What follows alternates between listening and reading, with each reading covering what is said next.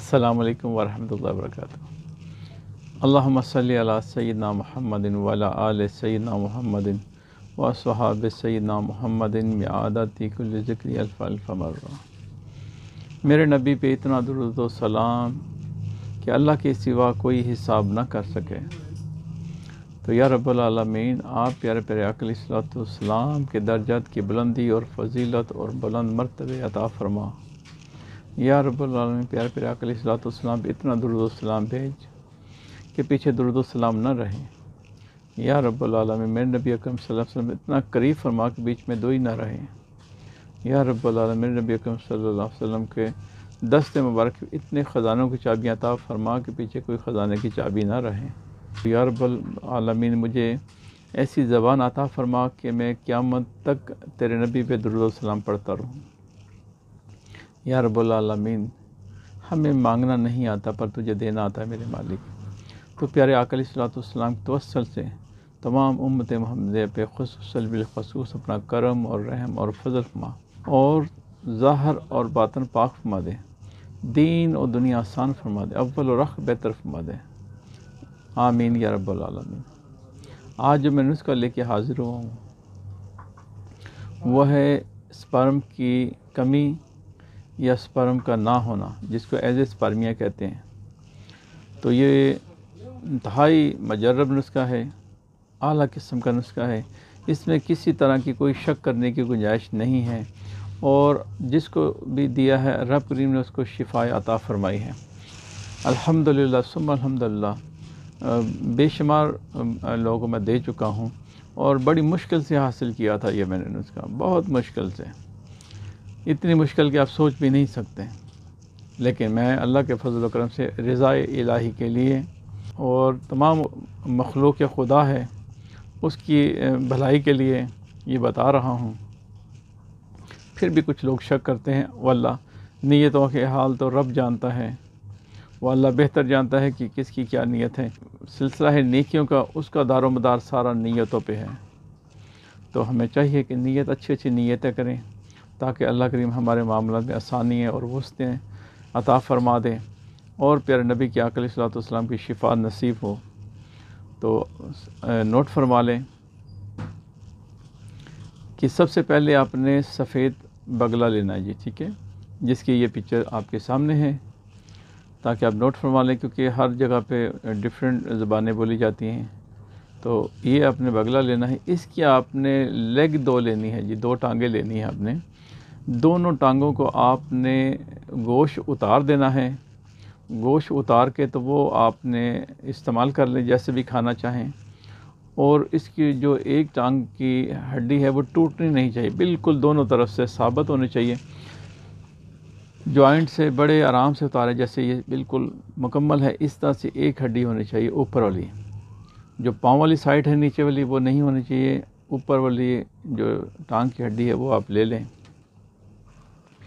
और आपने 2 प्याले लेने हैं।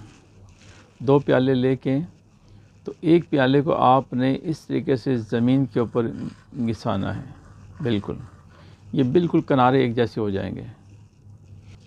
फिर दूसरा प्याला आपने लेना है, उसको भी इसी तरह आपने फ़र्श के ऊपर किसी बिल्कुल प्लेन जगह के ऊपर इसको जब घिसाएंगे तो ये बिल्कुल सीधा हो जाए। फिर इन दोनों को आपस में मिला के देखना कि कोई गुंजाइश, कोई हवा, कोई किसी जगह से ऊंचा या नीचा नहीं है। दोनों को रख के यूँ आप जब इसको घिसाएंगे तो ये एक जैसे बैठ जाएंगे। ऐसे जब बिल्कुल बैठ जाएंगे फिर आपने सफ़ेद संखिया लेना है, 1 ग्राम। 1 ग्राम उसको बिल्कुल बारीक पीस लेना है। पीसने के बाद आपने इस प्याले के अंदर रखना है उसको, और फिर दूसरा प्याला इसके साथ बंद कर देना है। और इसके ऊपर फिर आपने आटा या मिट्टी या कुछ भी आप बारीक लगा के इसके ऊपर फिर लोहे की तार लपेटनी है। ऐसे यूँ क्रॉस कर ले, बस जैसे हम धागा लपेटते चारों तरफ इसके लोहे की तार लपेट लें। लोहे की तार इसके ऊपर लपेट लें। उसके बाद इसको आपने आग देनी है। आग आपने इस तरह से देनी है कि 5 किलो उपलों की आग हो। गोबर हर जगह से मिल जाता है, तो 5 किलो गोबर की आग हो। तो अगर आग ना हो सके तो बंद کوئی بالٹی لے لیں، بالٹی میں رکھ کے لکڑیاں جلا لیں، لکڑیاں جلانے کے بعد پھر اس کو رکھ کے اور اس کو کسی دور کھلی جگہ پہ آپ نے رکھنا ہے، اور اس کے اوپر اور نیچے چاروں طرف سے آگ ہونی چاہیے۔ لکڑی جلا کے اس کے اندر رکھ سکتے ہیں، بالٹی کے اندر بھی رکھ کے جلا سکتے ہیں، یا جیسے بھی آپ کو آسانی ہو وہ کر سکتے ہیں آپ۔ تو اس کو آپ نے دور کھلی فضا میں رکھنا ہے، اس کی دھوئیں سے بچنا ہے، دھواں آنکھوں میں پڑے گا تو نقصان ہوگا، تو اس سے آپ نے دور ہٹ جانا۔ جب یہ بالکل ٹھنڈا ہو جائے تو اس کو آپ نے کھول لینا ہے۔ اچھا، آپ کھولیں گے تو وہ جو سنکھیا ہے اس کے جو بخارات ہیں وہ اس پیالے کے مسام سارے بند ہو جائیں گے، اس کے اندر چلا جائے گا اس کا دھواں بن کے، اور اب وہ جو سنکھیا اس کے اندر بچا اس کو گرا دینا ہے۔ اب پھر اس پیالے کو لینا، اب اس کو دوبارہ کسی جگہ پہ رگڑنا نہیں ہے، ورنہ وہ مسام کھل جائیں گے جو سنکھیا نے بند کیے ہوئے ہیں۔ اب آپ نے بالکل گوشت اس کا اتار لینا ہے، جو ایک آپ نے ہڈی لی تھی، لیگ کی ہڈی تھی، اس کو آپ نے بالکل اس پیالے کے اندر بند کر لینا ہے اوپر سے، پھر اسی طرح سے، اور باہر آٹا لگا کے پھر وہ تار لپیٹ دینی ہے۔ وہ سنکھیا جو ہے بیچ میں اس کو ضائع کر دینا ہے، وہ استعمال نہیں کرنا، اس کی ضرورت نہیں ہے، بس اس کی اتنی ضرورت تھی کہ وہ اس کے اندر دھواں بن کے اس کے اندر چلا گیا ہے، مسام اس کے بند ہو گئے ہیں۔ اب وہ خود بخود کیمیائی عمل سے جب اس کا دھواں نکلے گا تو کیمیائی عمل سے یہ ایک تیسرا عمل شروع ہو جائے گا۔ اب اس نے بند کر کے آپ نے پھر اس کو آپ نے 5 کلو اوپلوں کی آگ دینی ہے جی، وہ جیسے بھی آپ دے سکیں۔ تو اس کو پھر سرد ہونے پہ آپ نے کھولنا ہے۔ جب سرد ہونے پہ کھولیں گے تو یہ گرے کلر کا تیار ہو جائے گا کشتا، ٹھیک ہے جی، بالکل۔ تو اس کو آپ نے کسی چیز پہ رکھے، توڑنا نہیں ہے، پیسنا نہیں، اس کو بالکل ایسے ہی بند کر لینا ہے کسی بھی چیز میں۔ اب کیا کرنا، اب کھانے کا جو طریقہ ہے وہ اس طرح سے سٹارٹ ہوتا ہے۔ اب آپ نے ڈولا مچھلی لینی ہے، پکچر یہ آپ کے سامنے ہے اسکرین کے اوپر۔ ڈولا مچھلی آپ نے لے لینی ہے 3 پاؤ لے لیں۔ اس کو اب جب بنائیں گے تو وہ رہ جائے گی آدھا کلو مچھلی میں آپ نے وہ جو آپ کے پاس ہڈی بنی ہوئی تھی جو آپ نے کشتہ کی ہے گرے رنگ کی، اس کو آپ نے اسی سوس پین میں جس میں آپ نے مچھلی پکانے لگے ہیں اسی کے اندر رکھ کے تو باریک پیس لینا ہے۔ ایک بھی ذرہ، جیسے چھوٹا سے چھوٹا ذرہ ہو تو وہ بھی ضائع نہ ہو، اس کا مکمل جو ہے وہ پیسٹ آپ بنا لیں، اور مچھلی اس کے اندر رکھ کے آپ فرائی کر لیں۔ کوشش کریں کہ پہلے جو بھی تھوڑا بہت مسالہ ڈالنا چاہیے اس کے اندر رکھ کے بھون لیں، اس کو فرائی کر لیں۔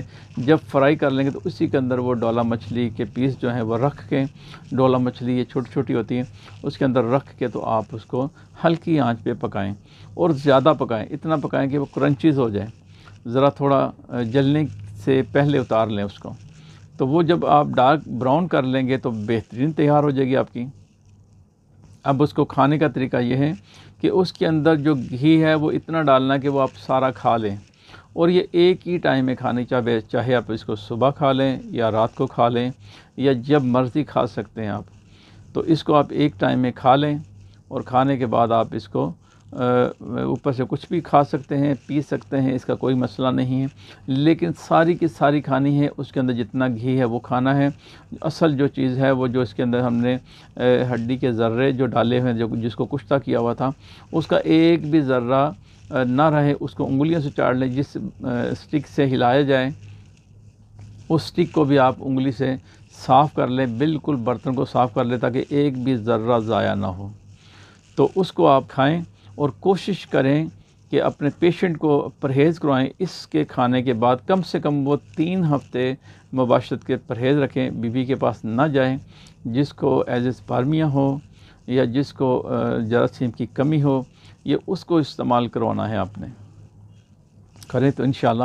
اور جو نوٹ فرما لیں، جو نوٹ بات ہے وہ یہ ہے کہ اس کے بعد دوسری دفعہ یہ ڈوز نہیں کبھی بھی دینی، ایک ڈوز جس کو دے دی ہے دوبارہ اس کو یہ کبھی بھی نہیں دینی، ٹھیک ہے؟ اگر دیں گے تو پھر اس کے سپرم نیچے آنا شروع ہو جائیں گے، پھر بڑھیں گے نہیں۔ تو کوشش کریں بس ہر بندے کو ایک بار کھلائیں، تو انشاءاللہ اللہ تعالیٰ آپ پہ راضی ہو، اور جب آپ کو شفا ملے تو آپ پیارے پیارے آقا علیہ الصلوۃ والسلام پہ درود و سلام کے تحفے بھیجیں، اور اللہ کی بارگاہ میں شکرانے کے نفل ادا کریں، اللہ آپ پہ راضی ہو، اللہ تعالیٰ میرا اور آپ کا حامی ناصر ہو۔ دعا ہے رب کریم سے کہ اللہ کریم ہمارے معاملات میں آسانیاں اور وسعتیں اور برکتیں عطا فرمائے، آمین یا رب العالمین۔ السلام علیکم ورحمۃ اللہ وبرکاتہ۔